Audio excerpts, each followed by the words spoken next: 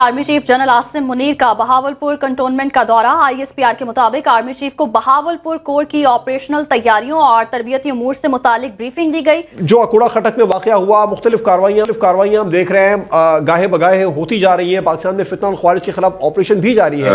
अफसोस की बात यह है कि इकलौती एटमी ताकत खुद अपने मुल्क के अंदर, अल्लाह माफ करे यार। फिर हामिदुल हक के जो बेटे हैं अब्दुल हक, उन्होंने एक तकरीर की है और उस तकरीर में उन्होंने कहा है कि हम किसी भी सूरत में, यानी ये ऑन द रिकॉर्ड है, आज आप अगर देख ले तो वो कह रहे हैं कि हम किसी भी सूरत में पाकिस्तान में इस्लामी निज़ाम लाएंगे। जैसे आपने भी मेंशन किया कि शायद कि मतलब तालिबान जो किसी वक्त हम पाल रहे थे और जो उनको फैसिलिटेट कर रहे थे, अब वो अच्छे बच्चे नहीं रहे और वो पाकिस्तान से उन्होंने नाता तोड़ दिया है, बल्कि वो तो वही प्रॉक्सी वॉर का एक तरीका जो है वो TTP as a front line soldier जो है वो उनको सपोर्ट कर रहे हैं। ये मस्जिद में बटन दबाओ जन्नत में जाओ वाला धमाका हो गया। ठीक है, तो यहाँ पे जो इंडिया ने चैंपियंस ट्रॉफी शुरू होने से पहले अपना स्टांस लिया था कि मुझे यहाँ पे सिक्योरिटी इश्यूज हैं, हाँ। तो वो तो सच होते नजर आ रहे हैं। यूरोपियन यूनियन की लीडर,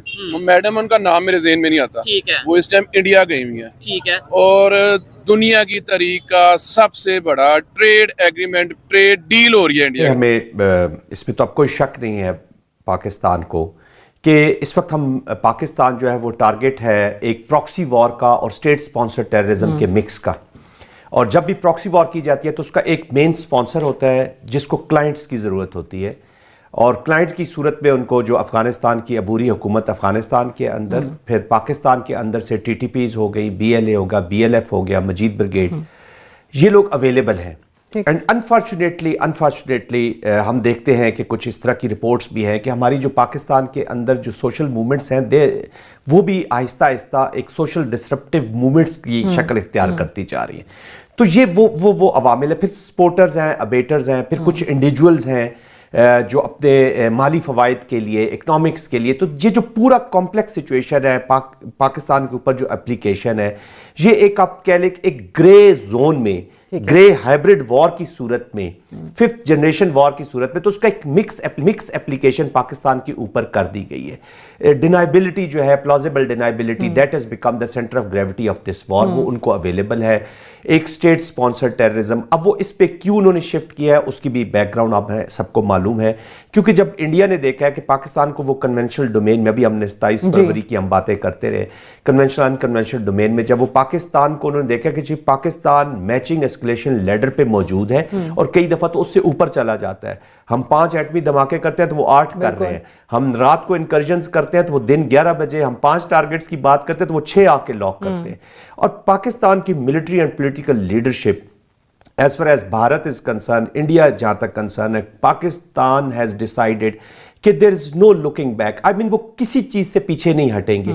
वो एस्केलेशन चाहे जिधर भी चल जाए, ये जिंदगी और मौत का मसला है पाकिस्तान के लिए, और Kashmir is our core conflict issue नहीं है, ये कॉन्फ्लिक्ट है।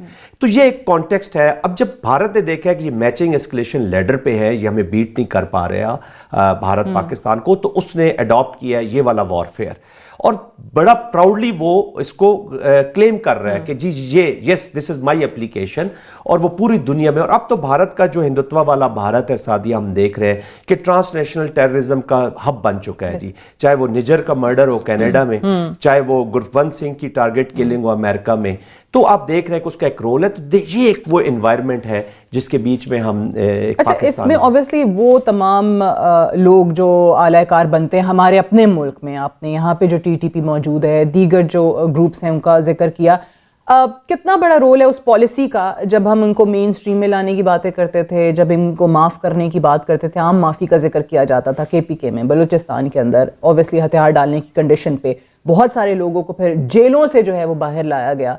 ये पॉलिसी कामयाब फिर नहीं रही, इसका मतलब है? देखिए सादिया, अनफॉर्चुनेटली पाकिस्तान का इशू, और ये बहुत सारी स्टेट्स के भी इश्यूज होते हैं, लेकिन पाकिस्तान का इशू ये मेन रहा है। पहले तो हमने जब हम सेंट्रल एक पॉलिसी अपनाते हैं, अभी भी इसका इलाज जो अभी भी प्रेजेंट सिचुएशन है, इसके बीच में भी इसको ख़त्म करने के लिए हमने whole of a nation approach करनी है। मिलिट्री प्रॉन्ग ने अपने कंटिन्यू करना है, पॉलिटिकल प्रॉन्ग ने करना है, डिप्लोमेटिक प्रॉन्ग ने करना है, और सब सोशल जो प्रॉन्ग है, इन चीज़ों ने सब ने कलेक्टिव एक उस वहाँ तक पहुँचना है। अब 2014 में मैं आपको लेके जाता हूँ, नेशनल एक्शन प्लान जब बना, अब एपीएस से बड़ा साना है कौम के लिए क्या हो सकता है। आप देखते हैं दुनिया बड़े डिज़ाइन से अपने जो एक आध इंसिडेंट होता है उनकी जो हम 9/11 की बातें सुनते हैं, हम 26 की बात करते हैं, हम 7 अक्टूबर की बात करते हैं, किसी ने 16 दिसंबर की बात की एपीएस की, इंटरनेशनल कम्युनिटी, वो थीम ही नहीं बनता, नैरेटिव ही नहीं बनता, वो एक डेट पे अपना नैरेटिव पूरा चलाते हैं, हमारा नैरेटिव नहीं बनता। उस नैरेटिव न बनने की मेन वजह यही है जो आपने जिक्र किया कि हमारा अंदरूनी हम उस पॉलिसी को परसू नहीं करते। नेशनल एक्शन प्लान पे हमने परसू नहीं किया, तो वो जो पॉलिसी थी सही थी गलत थी, क्योंकि कलेक्टिव पॉलिसी नहीं थी। हम पॉलिसीज को फिर इंडिविजुअल्स के साथ जोड़ देते हैं। मौलाना हमीदुल हक की जो हत्या हुई अभी एक दिन पहले, उस हत्या के बाद से बहुत सारी बातें चल रही हैं कि यह हत्या करवाई किसने। मौलाना समीउल हक के बेटे थे, जो कि फादर ऑफ तालिबान के नाम से जाने जाते हैं। मौलाना हमीदुल हक पहले से बहुत टाइम से बोलते आए पाकिस्तानी आर्मी के लिए कि आपने हमारे बच्चों को बर्बाद किया, आपने हमारे लोगों को बर्बाद किया। पाकिस्तानी आर्मी को जो ब्लेम कर रहे थे, उसके बाद ये भी कि आईएसआईएस खोरासान ने इस हत्या की जिम्मेदारी ली। आईएसआईएस खोरासान कौन है? अफगानिस्तान कई बार ब्लेम कर चुका है कि आईएसआईएस खोरासान पाकिस्तान से ही पली है, पाकिस्तान से ही बड़ी है और पाकिस्तान ही उसकी फंडिंग करता है। आईएसआईएस खोरासान खुद भले ही ना क्लेम करे ना पाकिस्तान क्लेम करे, लेकिन सच्चाई ये कि आईएसआईएस खोरासान ने अब तक जितने हमले किए हैं वो सारे के सारे पाकिस्तान के फेवर में दिखे हैं।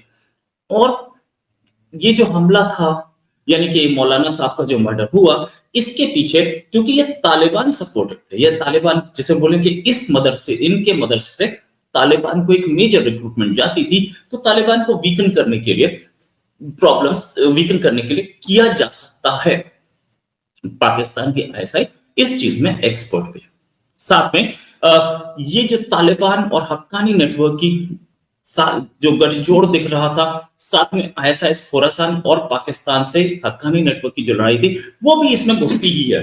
इसी बात करने के लिए हमारे साथ अरशद यूसुफजई साहब, जो कि वहीं के एक्सपर्ट हैं, मतलब उस एरिया से आते भी हैं और उस एरिया की एक एक चीज से वाकिफ है। अरशद साहब, बहुत बहुत स्वागत आपका हमारे शो में।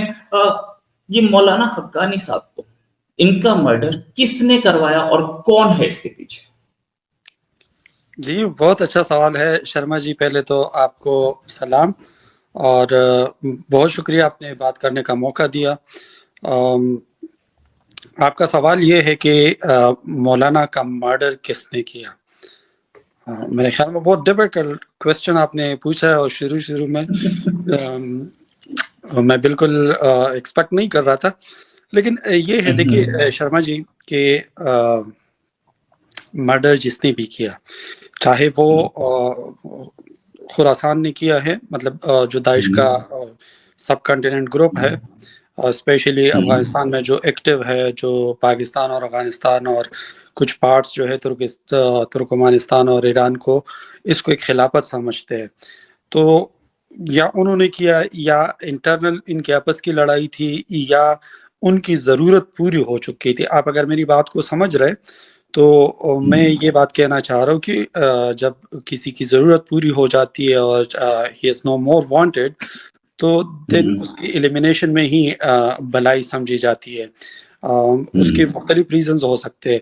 उसके रीजंस ये भी हो सकते हैं कि आपने देखा कि इंटरनेशनल बहुत ज़्यादा प्रेशर है पाकिस्तान पे। आपने ये भी देखा कि इस वक्त इंडिया की जो डिप्लोमेसी है वो कई गुना आगे निकल चुकी है पाकिस्तान के एज कम्पेयर टू पाकिस्तान। नमस्कार दोस्तों, स्वागत है आप लोगों का हिंदुस्तान स्पेशल की एक और नए वीडियो में। दोस्तों, जैसे जानते हैं पाकिस्तान में चैंपियंस ट्रॉफी से पहले ही इतने बड़े बड़े धमाके होने, ये दिखाता है कि भारतीय टीम जो सिक्योरिटी रीजन से पाकिस्तान नहीं आ रही थी वो बिल्कुल सच होता हुआ नज़र आ रहा है।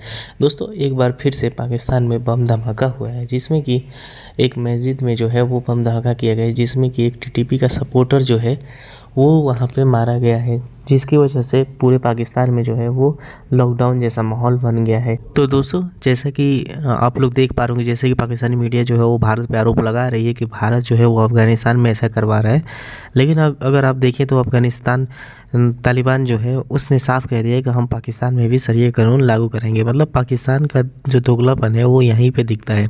जब अफ़गानिस्तान में तालिबान की गवर्नमेंट आ रही थी तब यही पाकिस्तानी बहुत खुश थे कि वहाँ पे शरिया कानून लागू होगा, लेकिन जैसे ही अब वही तालिबान जो है, जो कि पाकिस्तान में रहते हैं, वो अब बोल रहे हैं कि पूरे पाकिस्तान में शरिया कानून लागू होगा, तो फिर वो तालिबान के ख़िलाफ़ हो गए हैं। तो इससे साफ समझ आता है कि पाकिस्तान शुरू से ही दोगलापन करता आ रहा है।